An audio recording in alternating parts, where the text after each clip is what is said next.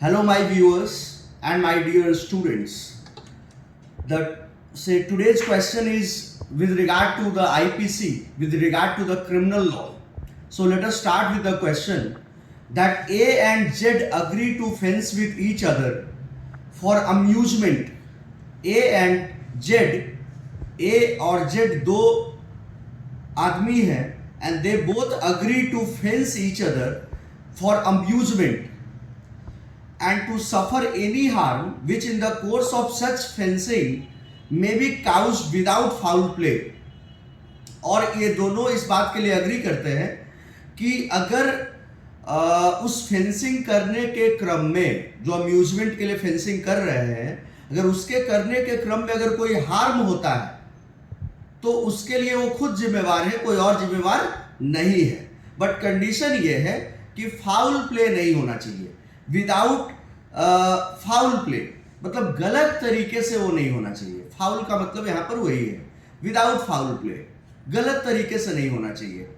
फिर आगे कह रहे हैं a while playing fairly hurts Z. A foul play नहीं किया, फेयरली वो खेल रहा था, इसके बाद भी वो जेड को हर्ट करता है. तो सवाल ये है कि A commits an offence of battery, hurt, grievous hurt, attempt to murder, no offence, negligence. क्या है ये? कौन सा ऑफेंस कमिट किया है? क्वेश्चन को आई होप कि आप समझ गए होंगे कि ए और जेड दे बोथ, मान लो कि मैं हूं, एक कोई दूसरा बंदा है, they both agree to fence each other for amusement, मजे मजे के लिए, for amusement, and to suffer any harm, मतलब वो सफर, कोई भी हार्म करने के लिए रेडी है, which in the course of such fencing, कि उस फेंसिंग के अम्यूजमेंट के लिए जो फेंसिंग कर रहे हैं उसे करने के क्रम में अगर कोई भी हार्म होता है तो उसके लिए वो किसी और को जिम्मेदार नहीं ठहराएंगे, खुद ही को जिम्मेवार मानेंगे.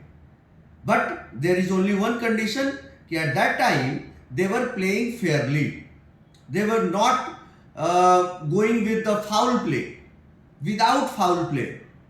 आगे कह रहा है कि A while playing fairly hurts Z. A जब फेयरली खेल रहा था उसके बाद भी जेड को हर्ट करता है. तो ये ऑफेंस किस तरह का ऑफेंस है? अगर है तो क्या अटेम्प्ट टू मर्डर है, क्या हर्ट है, या ऑफेंस नहीं है? तो इसका करेक्ट आंसर ये है कि ये ऑफेंस नहीं है, बिल्कुल ऑफेंस नहीं है. और ये section 87 IPC, section 87 of IPC का पहला इलस्ट्रेशन है जिसमें कि कहते हैं कि act done without the intention. यहां पर कोई इंटेंशन नहीं था हार्म करने का. तो सेक्शन 87 का ये एग्जैक्ट इलस्ट्रेशन है.